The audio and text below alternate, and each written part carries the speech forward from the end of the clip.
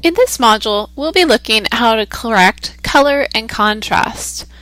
Go ahead and open the photo in Original Photos called color-contrast.jpg. You should see a boy with a couple in the background. Now, this photo can be enhanced in several different ways, but we'll just focus on the color and contrast for now. So we'll do this in two different steps. The first step will correct the entire photo, and then in the second step we'll show you how to highlight the boy and minimize the couple in the background. So first, as always, we want to zoom in on our subject. So I'll go to View Zoom In or go Command plus to zoom in on that photo. Now you can see the boy and the couple fairly clearly, and we'll be adjusting the color and contrast first.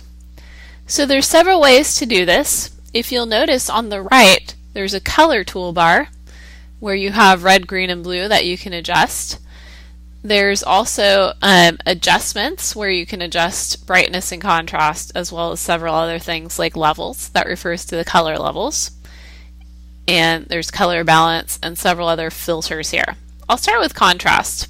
If I click that, in a new window I'm going to see Properties, Brightness and Contrast.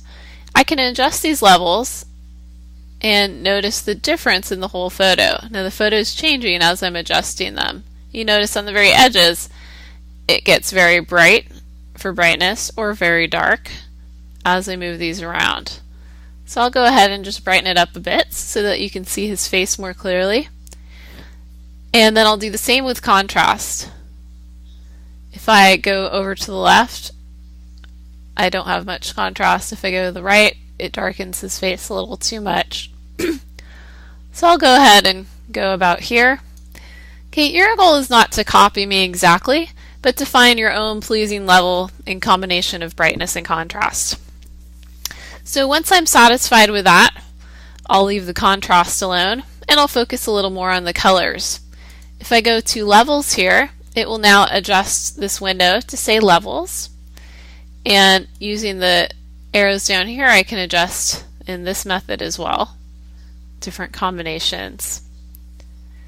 Some other adjustments I can see up here are exposure, vibrance. I might want to change the color vibrance here. You'll see you get more of a reddish or less color.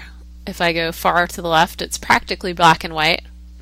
If I want to intensify those colors, I go a little farther right. And saturation.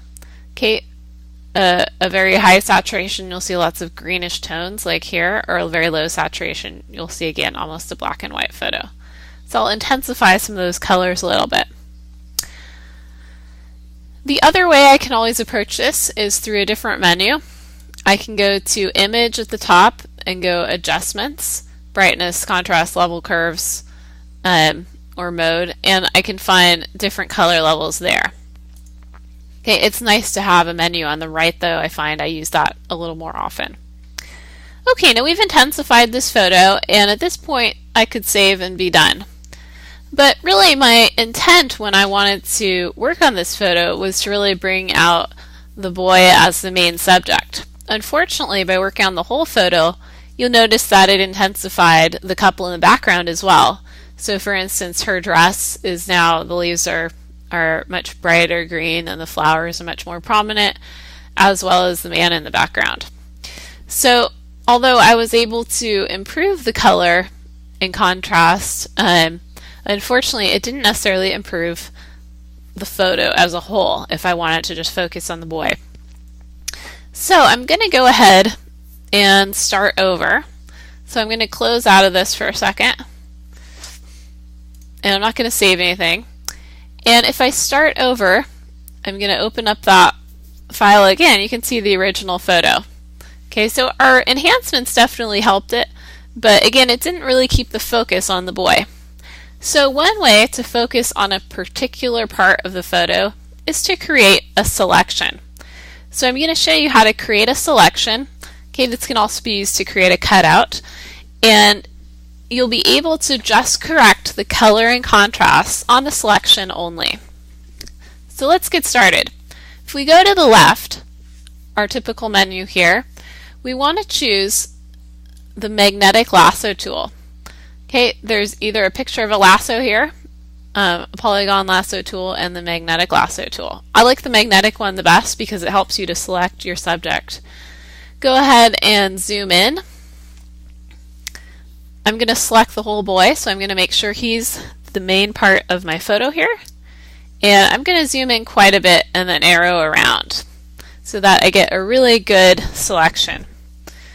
So using my magnetic lasso tool, I'm going to create a border around the entire boy. So I'm going to start at the top here with one point and click to create a border. So it's just kind of like you were cutting out the boy in the photo. I want to do this as accurately as possible. The magnetic lasso tool helps, different than the lasso tool, because it will kind of cling to the subject as long as the subject is a different color than the background.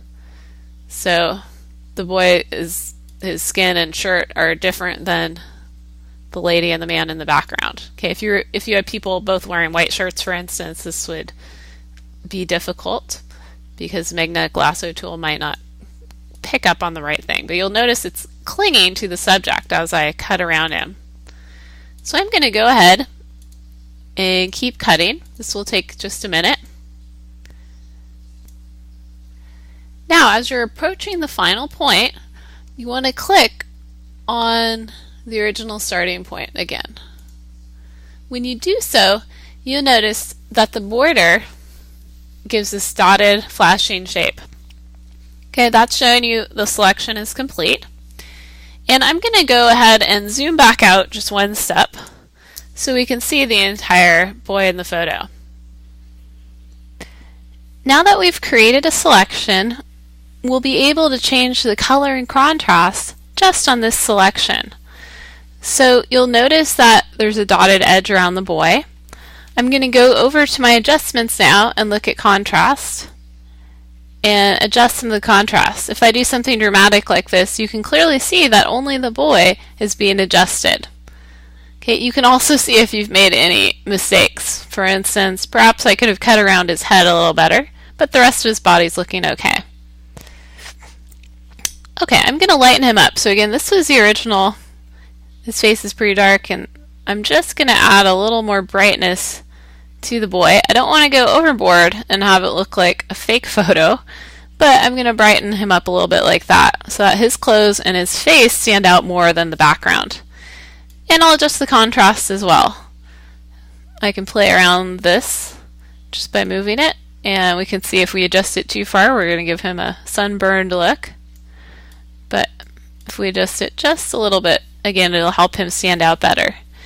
And if I want to adjust color on him, I can do that as well. There's several different color tools. I'll choose hue and saturation just to kind of give you an idea of what can happen here.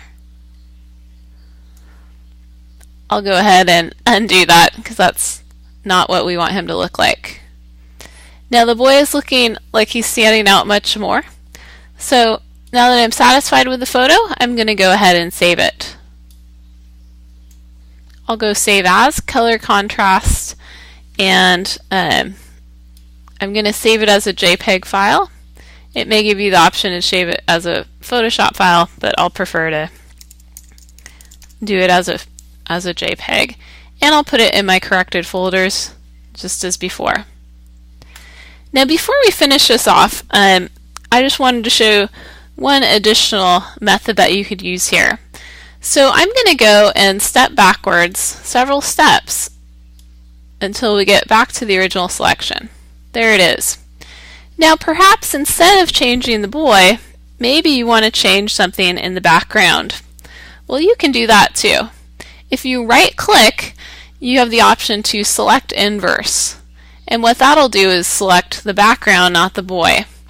And now I can adjust the background instead. So for instance, with my brightness, if I want to totally dark out the background, I could do something like that. Or just make them a little darker. I could do that. Same with the contrast or the color or any of the other effects. I can select the boy and then select inverse to select the background. So if I really want him to stand out but still look natural, this might be another option where I've really darkened the background, but I've made it look like he's just standing in a ray of light, perhaps.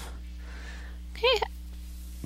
Whichever method you choose, you can adjust levels, brightness, and contrast as much as you want until it's a photo that's pleasing to the eye, and then go ahead and save it to finish your photos.